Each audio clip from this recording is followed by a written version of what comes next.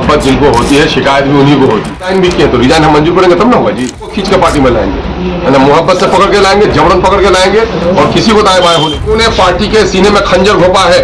इन 75 सालों के दरमियान में पहली बार कोई पार्टी अलग झंडा लेकर जीत कर गई है सीमांचल से, उसका नाम MIM है। बड़े बड़े लीडर यहाँ पर आए लेकिन अपनी पार्टी को खड़ी नहीं कर पाए।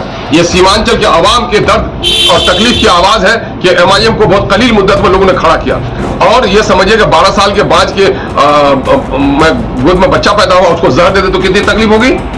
तो इन लोगों ने जो धोखा दिया है क्या उससे बदला नहीं लेना है हमको। में सामूहिक इस्तीफा हुई है और साथ ही साथ आपके नाम के और ओवैसी साहब के नाम से मुर्दाबाद के नारेबाजी हुई है, क्या कुछ कहेंगे इसके लिए? अच्छा, अरे मोहब्बत जिनको होती है शिकायत भी उन्हीं को होती है। ये लोग हमसे बहुत ज़्यादा मोहब्बत करने वाले लोग रहे हैं और इन लोगों ने पार्टी के लिए बड़ी मेहनत की है। वक्ती तौर पर यह गम उनको हुआ है, इंशाअल्लाह उसके गम को हम लोग मोहब्बत में बदलने की कोशिश करेंगे। और रिजाइन भी किए तो रिजाइन हम मंजूर करेंगे तब ना होगा जी, है ना। हम रिजाइन मंजूर करेंगे तब ना, सब लोगों को खींच के पार्टी में लाएंगे, है ना, मोहब्बत से पकड़ के लाएंगे, जबरन पकड़ के लाएंगे और किसी को दाएं बाएं होने नहीं देंगे। और 3 तारीख का प्रोग्राम हम लोगों को कामयाब करना है। और आज तो बुलाए थे इसीलिए कि अगर आपको कोई शिकायत है तौसीफ साहब से, तौसीफ साहब ने बरमला जो हमारे साथी आए हैं बहादुर झागुन से, उन्होंने कह दिया कि साहब आपको कहीं फिक्र करने की जरूरत नहीं है। आप ये कतन मत सोचिए कि हमारे जो पुराने वर्कर हैं और आपके दरमियान हम भेदभाव करेंगे।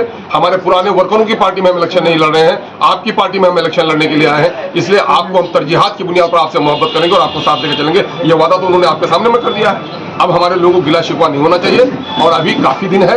इंशाअल्लाह हम समझते हैं कि उन तमाम तर भाइयों को हम लोग लेके आएंगे। हम तौसीफ साहब से भी गुजारिश करते हैं कि आप जो लोग रूठे हुए हैं उनको मनाइए और अपने कारवा को बड़ा कीजिए। हम इंशाअल्लाह हम समझते हैं कि वो लोग मान जाएंगे। सर, लोगों के बीच में बातें चल रही है, कहना ये है कि MIM जब आई थी तो बोल रहे थे कि लीडरशिप पैदा करेंगे, यहाँ के युवाओं को आगे बढ़ाएंगे, लेकिन कभी भी किसी को भी थोप दिया जाता है MIM के कार्यकर्ता। क्या थोप दिया जाता है? ये युवा नहीं है क्या? तो सब युवा नहीं है क्या?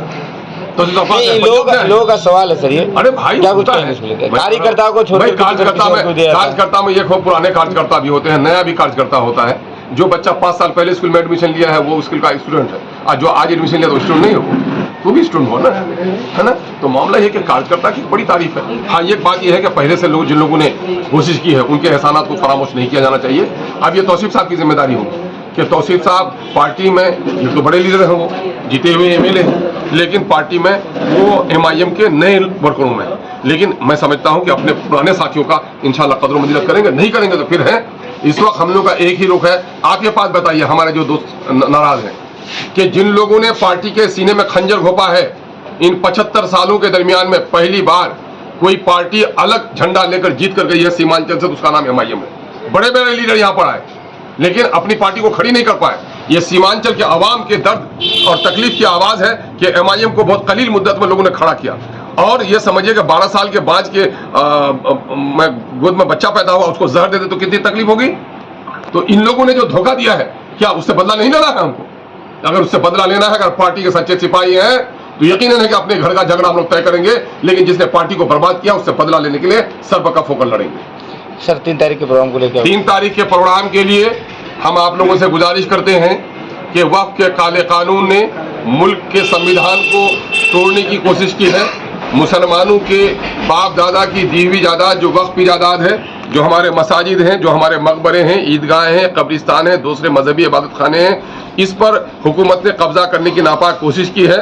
और इन ज़मीन और जायदाद के जरिए से हुकूमत ने मुसलमानों को दोस्तों के साथ लड़ाकर खाना जंगी पैदा करने की कोशिश की है। इसलिए काले कानून के खिलाफ लड़ना अपने मुल्क की सालमियत को बचाना, अपने मुल्क के संविधान को बचाना है। इसलिए इस काले कानून के खिलाफ पुरजोर मुजाहरा कीजिए और उस दिन का इस जलसा को इनकलाबी बनाइए, एतजाजी बनाइए और तारीखी बनाइए। तो उसके लिए सीमांचल के हम MIM के अलावा भी उन तमाम तर लोगों से जो वक्त के काले कानून से नफरत रखते हैं, उन तमाम तर बुजुर्गों से, मिली तंजीमों के सरबराहों से, पंचायत के नुमाइंदगान से, कारोबारी साथियों से, दूसरे पार्टियों से ताल्लुक़ रखने वाले लोगों से भी कहेंगे कि अगर बस्ती में आग लगी है तो सब मिलकर इसको बुझाओ। ये मामला हमारे इलेक्शन का जब होगा, इलेक्शन का प्रोग्राम होगा, लेकिन अभी हम लोग इसको तरजीह दे रहे हैं कि काले कानून के खिलाफ अपने गमों गुस्से का इजहार करें। हम उम्मीद करते हैं कि सीमांचल से ही नहीं बल्कि सीमांचल के बाहर के लोग भी हमारी पार्टी में नहीं, अगर नहीं भी है हमारी पार्टी में, उसके बावजूद भी जलसे को कौमी मिली मसला समझकर कामयाब करेंगे।